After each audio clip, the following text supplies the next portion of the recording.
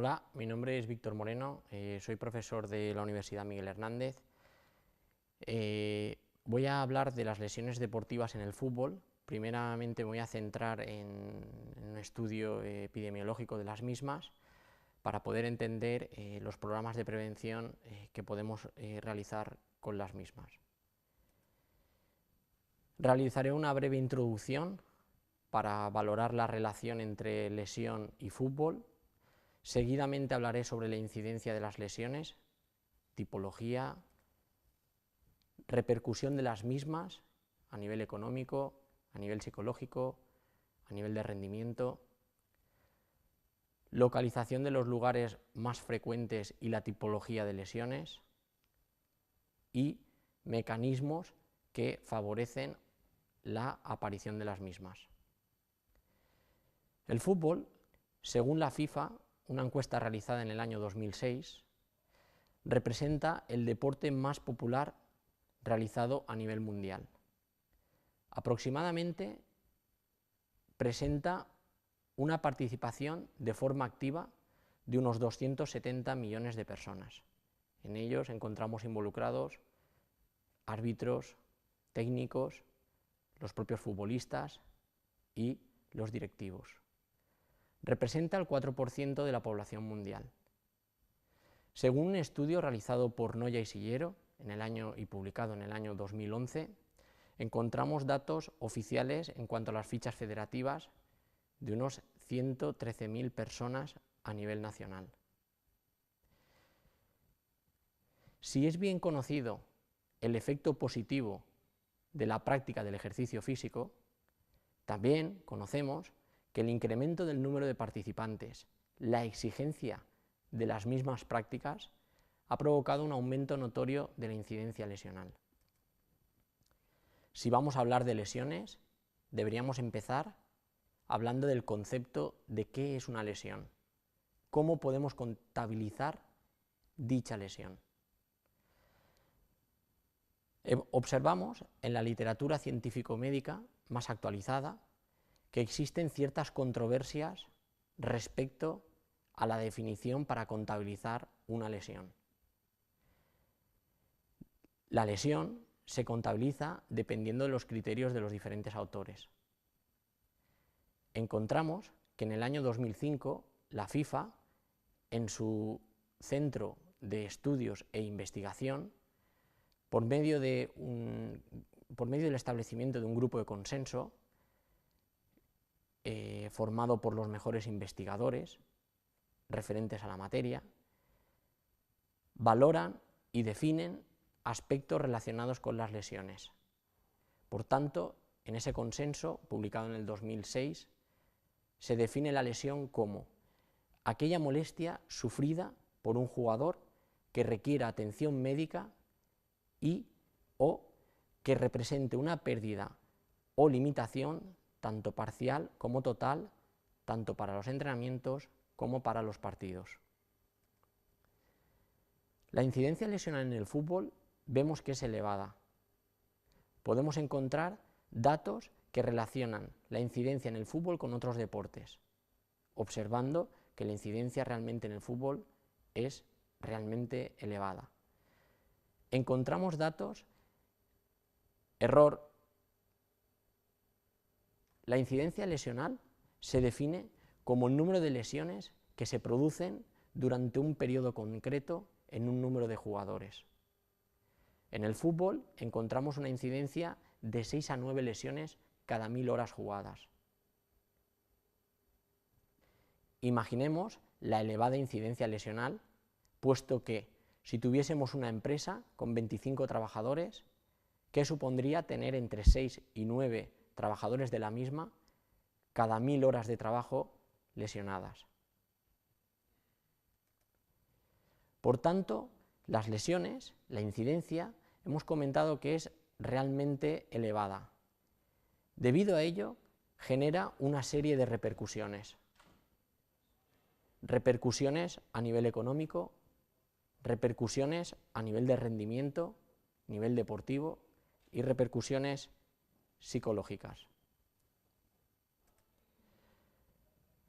Si hablamos de las repercusiones económicas, si bien no encontramos datos o no es sencillo encontrar datos que hablen sobre aspectos económicos o financieros en el fútbol, sí encontramos estudios como el de Hopkins en el año 2001, donde relaciona el salario de un jugador de fútbol en la Liga Británica con la relación al tiempo de baja deportiva, donde observa que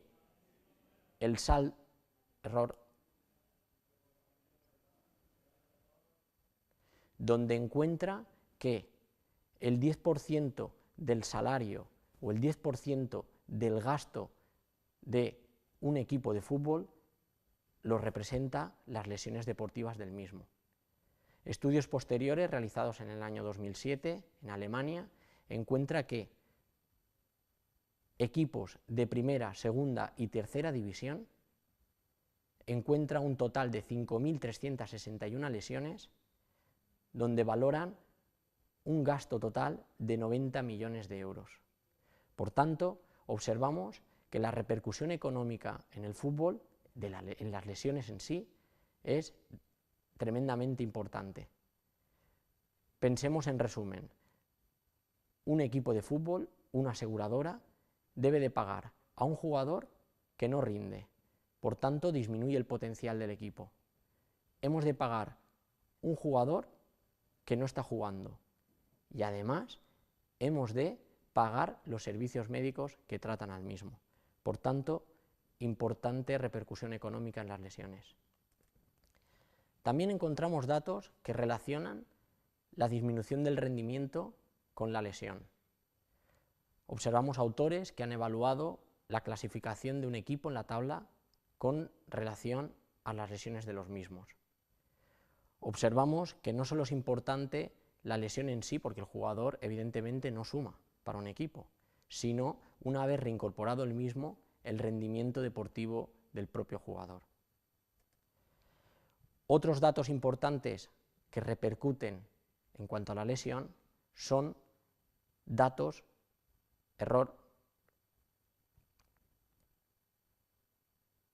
Además, una lesión puede acarrear el final de una vida deportiva, incluso conllevar importantes consecuencias a lo largo de la vida. Consecuencias como, por ejemplo, un aumento en la frecuencia de la morbilidad, lesiones como, por ejemplo, ligamentos cruzados anteriores, lesiones, esguinces de tobillo, pueden llegar a provocar en un futuro ciertas artrosis. Por lo tanto, por todo ello, tanto por la repercusión económica como por las repercusiones en cuanto al rendimiento, como las repercusiones a nivel de la salud, las lesiones tenemos y creemos que son debidamente importantes. Si observamos los lugares donde generalmente se localizan las mismas, encontramos que la mayoría de ellas ocurren en la extremidad inferior. Evidentemente, la característica propia del fútbol es jugar con la extremidad inferior, por tanto, es obvio que el mayor número de lesiones ocurran en extremidades inferiores. Podemos observar que topográficamente los lugares donde residen la mayoría de las lesiones se encuentran en rodilla, tobillo y muslo. En el muslo, principalmente las lesiones musculares. El porcentaje de lesión en la extremidad inferior puede oscilar entre un 77 y 93% de las mismas. Podemos encontrar, en cuanto al tipo de lesiones, que quizá la lesión muscular represente la lesión mayoritaria en el futbolista. Encontramos que las lesiones a nivel muscular pueden representar hasta el 30% de las lesiones. Si observamos un estudio de Noya y Sillero en el 2011, podemos comprobar que en 27 equipos de fútbol de la primera y segunda división del fútbol nacional encontraron un número de 516 sobrecargas musculares y 353 roturas musculares. Aunque la sobrecarga muscular fue la mayoritariamente encontrada, fue la que menos, o en relación a la rotura muscular, la que menos días de baja deportiva conllevó. Por tanto, importante la gran incidencia de lesiones a nivel musculares en el fútbol. Si bien he estado hablando acerca de la incidencia lesional, del número de lesiones, la localización de las mismas, lo que no nos aportan o lo que no aporta la literatura científica es datos acerca de el momento, o mejor dicho, la realización o la ejecución de qué acciones generalmente provocan dichas lesiones. Sí conocemos que existe mayor número de lesión en competición, hasta un 4 o 6% en relación al entrenamiento. Pero lo que no tenemos son datos que aporten información acerca de las acciones que generan esas lesiones. Seguidamente vamos a hablar del mecanismo, de la clasificación por su etiología. Cómo aparecen las lesiones o cómo pueden aparecer las diferentes lesiones en un jugador. Encontramos de forma muy genérica que las lesiones principalmente atienden a dos orígenes. Una carga aislada que excede la resistencia de un tejido, o también puede aparecer debido a cargas repetitivas de menor entidad que vayan provocando una sobrecarga o una acumulación no proporcionalmente reparada. Por tanto, la lesión en sí depende de aquella fuerza del trauma, la exigencia del propio trauma y la resistencia del tejido, las propiedades que tiene el tejido para poder resistir esa carga. Aquella carga aislada,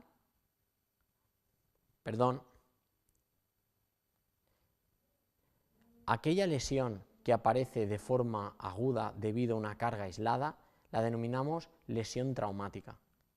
En ella podemos encontrar diferentes lesiones, roturas, distensiones, elongaciones musculares, podemos encontrar ciertas fracturas, podemos encontrar esguinces, luxaciones o contusiones. Un detalle que caracteriza a las lesiones traumáticas es que presentan una identificación puntual. Conocemos el momento en el cual aparece la misma. Por otro lado, también clasificamos las lesiones, como he dicho anteriormente, debidas a las cargas repetitivas, como las lesiones por sobreutilización, lesiones por sobreuso. Son aquellas lesiones que aparecen por un sumatorio de cargas. Decir que este tipo de lesión muchas veces viene generado por alteraciones a nivel tisular. Por ejemplo, acciones como acciones repetitivas, cíclicas, provocan una alteración a nivel tisular, error.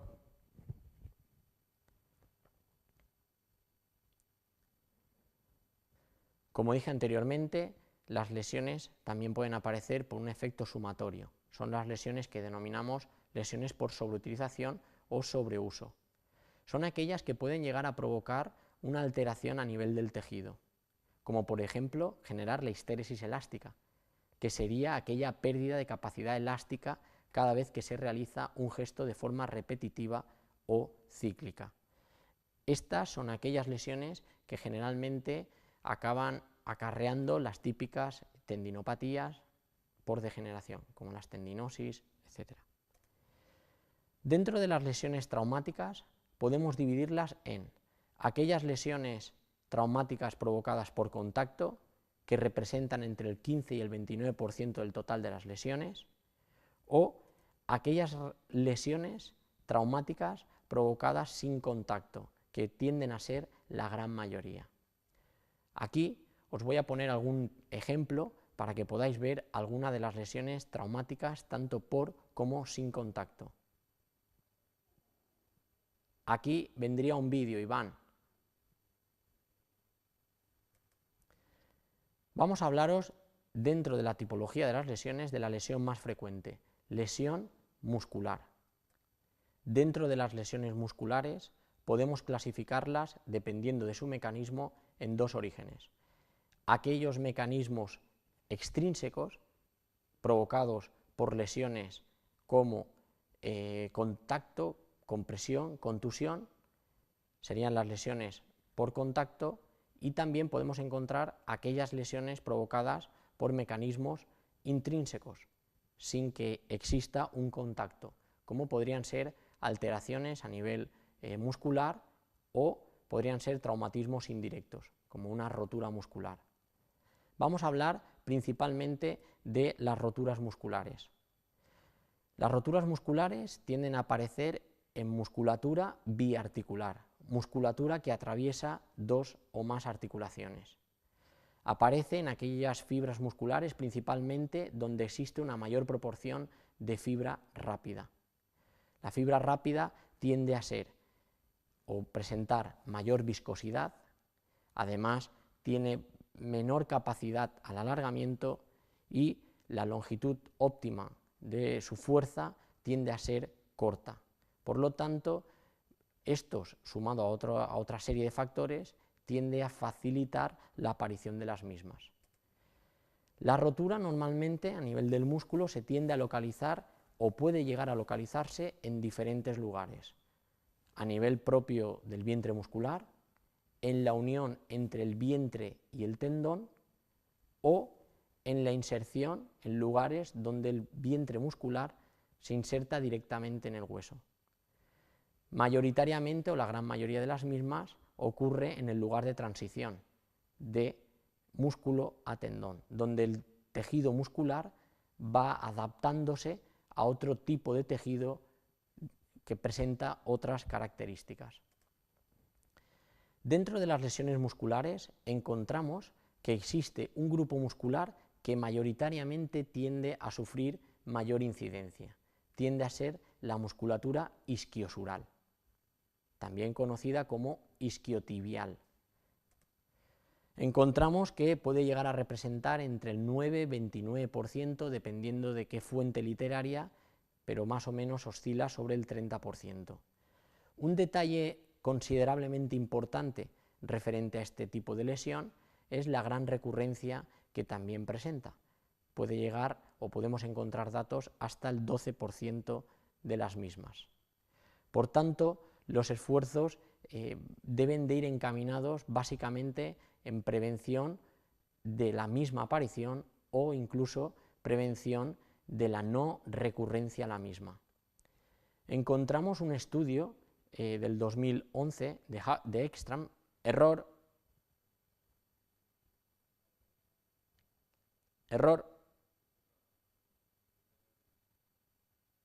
Encontramos un estudio realizado por Ekström, publicado en el 2011, donde realiza un seguimiento durante 7 años en 23 equipos de fútbol, donde puede encontrar que la incidencia lesional en los isquiosurales es exactamente la misma. En 7 años encontramos que la incidencia básicamente es idéntica a la actual. Él concluye suponiendo que quizá los programas que se están haciendo quizá no presentan una evidencia importante, posiblemente cree que es muy reduccionista la intervención que se está llevando a cabo, con lo cual sugiere un amplio error, con lo cual sugiere una amplitud de posibilidades o estudio de factores,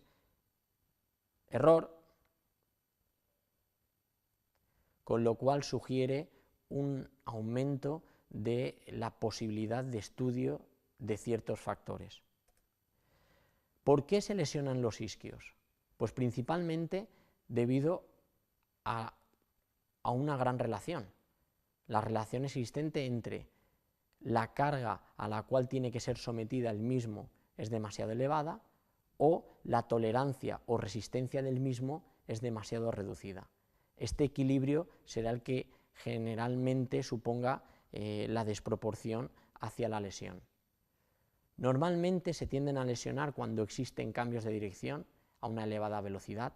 Pensemos que el fútbol es un deporte intermitente, donde existen acciones continuas de frenada, aceleración, sprint, salto, cambios en la actitud muscular durante las carreras rápidas, ocurren a una velocidad máxima de carrera y cuando existe una aceleración máxima.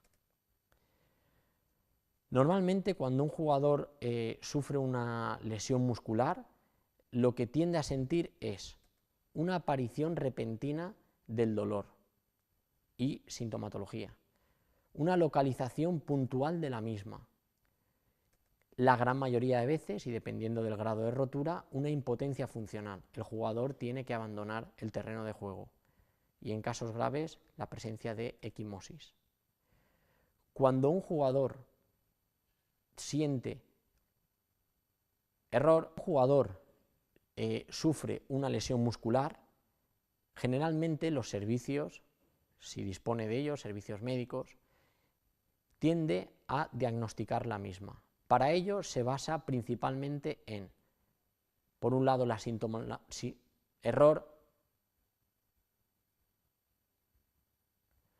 por un lado la sintomatología del individuo,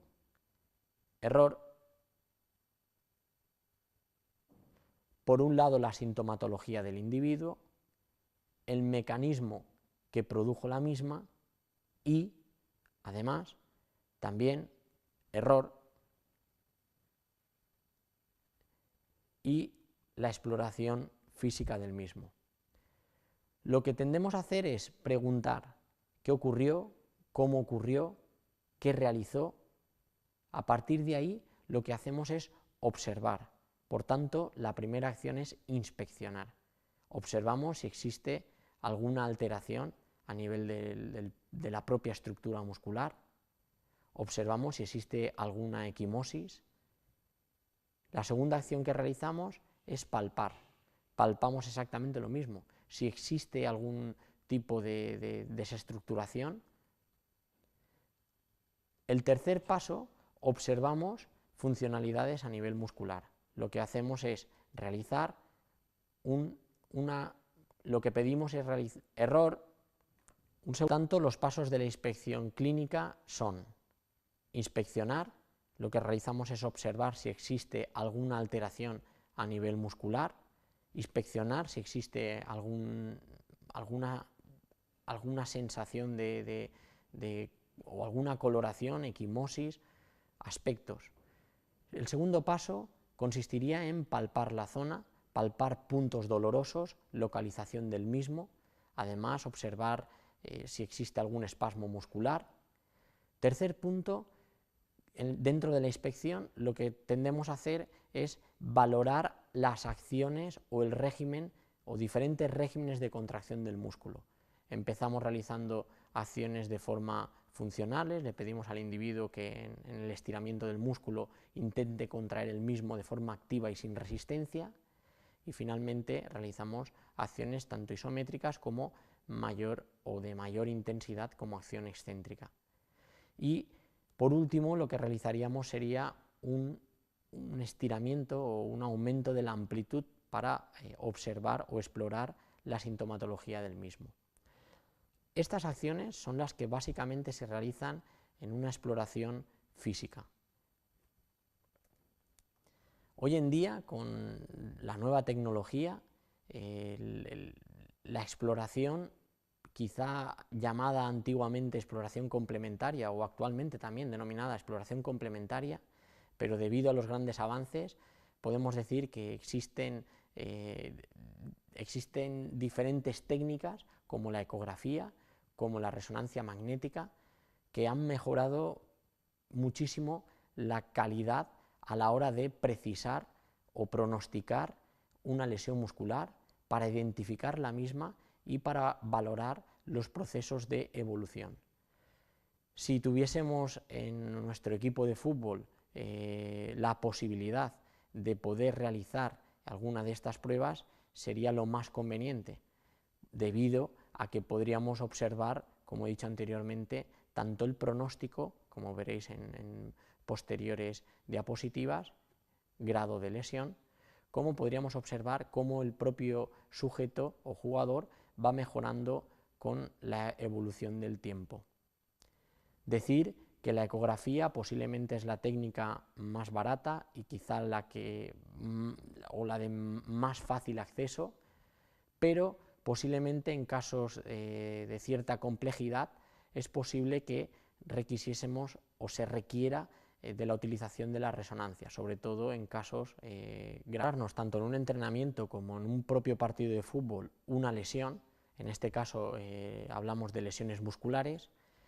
La primera prueba a realizar o el primer procedimiento que podríamos realizar de forma inmediata sería valorar la propia historia del individuo por tener una cierta relación sobre algún factor que pueda haber favorecido la propia lesión, y podemos también realizar alguna exploración física, como dije anteriormente, basada en la palpación, la inspección y en alguna acción. Esto serían las primeras o el primer procedimiento que se podría realizar en busca de un diagnóstico. A partir de las 12 horas se podría iniciar la búsqueda con la tecnología más avanzada, como en este caso el ultrasonido. Para ello se precisaría de la utilización del mismo en el momento de la lesión, cuando un sujeto, ya sea entrenando o compitiendo, sufriese un percance a nivel muscular.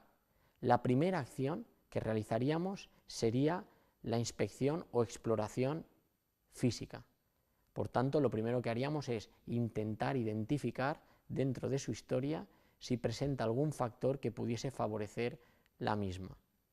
Además, podríamos hacer una exploración física basándonos en los puntos comentados anteriormente: palpación, inspección. Por tanto, en el momento de un entrenamiento o un partido de competición, en el caso de que no tuviésemos la posibilidad de contar con gente especializada en la materia, en el momento que observásemos que un jugador presentó o sufrió una lesión de tipo muscular, la primera actuación que podríamos realizar a nivel o en sentido al diagnóstico sería observar primero la zona lesionada, palpar, como dije anteriormente, comprobar el estado muscular, tanto su activación en diferentes regímenes como su estiramiento. A partir de unas 24 o 48 horas, posiblemente, aunque pudiésemos sospechar de que el sujeto presenta una lesión de tipo muscular, sea rotura, sí o no, sí que con certeza, con este tipo de metodología denominada complementaria, ultrasonido, ecografía o resonancia magnética, sí que podría esclarecer o pronosticar la lesión en sí o la severidad de la misma. Para ello, como he dicho anteriormente, precisaríamos de unas 24 o 48 horas. Por eso muchas veces, cuando el sujeto sufre un percance de forma aguda, es complejo poder valorar el percance de esa misma lesión. Por tanto, como he dicho, deberíamos de esperar para poder precisar con mayor seguridad la lesión del mismo. Por tanto, una vez que el sujeto ha sufrido una lesión, una vez que el sujeto hemos intentado identificar la misma, primero con la exploración clínica, segundo con pruebas complementarias, ecografía, resonancia, seguidamente este tipo de exploración lo que nos va a decir va a ser el grado de lesión que tiene nuestro jugador. Dividimos las lesiones o el grado en sí o la intensidad dependiendo del número de fibras rotas. Podemos encontrar lesiones de grado 0, son aquellas denominadas como las propias DOMS o contracturas musculares, donde tienden a tener un buen pronóstico. Podemos encontrar roturas de grado 1, son aquellas donde tiende a haber una rotura del espesor del músculo menor al 5%, roturas de segundo grado tienden a ser aquellas que presentan una rotura mayor al 5% del espesor del músculo, y roturas del tercer grado que tienden a ser aquellas donde existe una rotura importante, donde tiende a tener o sufrir una rotura total del músculo. Por tanto, lo que intentamos valorar o evaluar, como he dicho anteriormente, con la exploración es identificar el grado de lesión para saber el pronóstico y tener una idea de la evolución del propio sujeto. Por tanto, en este primer bloque hemos querido, uno, identificar las lesiones a nivel del futbolista, qué regiones son aquellas que generalmente sufren lesión, ya hemos podido comprobar la extremidad inferior, el tipo de lesión, hemos comprobado que es a nivel muscular, hemos incidido un poco en cómo identificar la propia lesión. A partir de aquí continuaremos con el bloque 2, donde intentaremos identificar qué factores favorecen que aparezcan las mismas. Formado por los mejores investigadores referentes a la materia, valoran y definen aspectos relacionados con las lesiones. Por tanto, en ese consenso, publicado en el 2006, se define la lesión como aquella molestia sufrida por un jugador que requiera atención médica y o que represente una pérdida o limitación tanto parcial como total, tanto para los entrenamientos como para los partidos.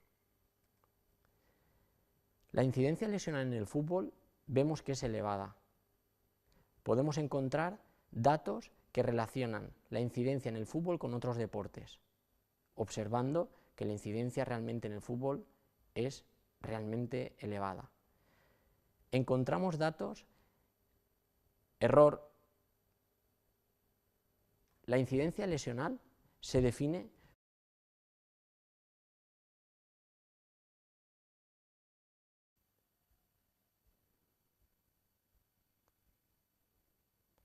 Hola, mi nombre es Víctor Moreno, soy profesor de la Universidad Miguel Hernández. Voy a hablar de las lesiones deportivas en el fútbol. Primeramente voy a centrar en un estudio epidemiológico de las mismas para poder entender los programas de prevención que podemos realizar con las mismas. Realizaré una breve introducción para valorar la relación entre lesión y fútbol. Seguidamente hablaré sobre la incidencia de las lesiones, tipología, repercusión de las mismas a nivel económico, a nivel psicológico, a nivel de rendimiento, localización de los lugares más frecuentes y la tipología de lesiones y mecanismos que favorecen la aparición de las mismas. El fútbol, según la FIFA, una encuesta realizada en el año 2006, representa el deporte más popular realizado a nivel mundial. Aproximadamente presenta una participación de forma activa de unos 270 millones de personas. En ellos encontramos involucrados árbitros, técnicos, los propios futbolistas y los directivos. Representa el 4% de la población mundial. Según un estudio realizado por Noya y Sillero y publicado en el año 2011, encontramos datos oficiales en cuanto a las fichas federativas de unos 113.000 personas a nivel nacional. Si es bien conocido el efecto positivo de la práctica del ejercicio físico, también conocemos que el incremento del número de participantes, la exigencia de las mismas prácticas, ha provocado un aumento notorio de la incidencia lesional. Si vamos a hablar de lesiones, deberíamos empezar hablando del concepto de qué es una lesión, cómo podemos contabilizar dicha lesión. Observamos en la literatura científico-médica más actualizada que existen ciertas controversias respecto a la definición para contabilizar una lesión. La lesión se contabiliza dependiendo de los criterios de los diferentes autores. Encontramos que en el año 2005 la FIFA, en su centro de estudios e investigación, por medio del establecimiento de un grupo de consenso, como el número de lesiones que se producen durante un periodo concreto en un número de jugadores. En el fútbol encontramos una incidencia de 6 a 9 lesiones cada 1000 horas jugadas. Imaginemos la elevada incidencia lesional puesto que si tuviésemos una empresa con 25 trabajadores, ¿qué supondría tener entre 6 y 9 trabajadores de la misma cada 1000 horas de trabajo lesionadas? Por tanto, las lesiones, la incidencia, hemos comentado que es realmente elevada. Debido a ello, genera una serie de repercusiones. Repercusiones a nivel económico, repercusiones a nivel de rendimiento, nivel deportivo y repercusiones psicológicas. Si hablamos de las repercusiones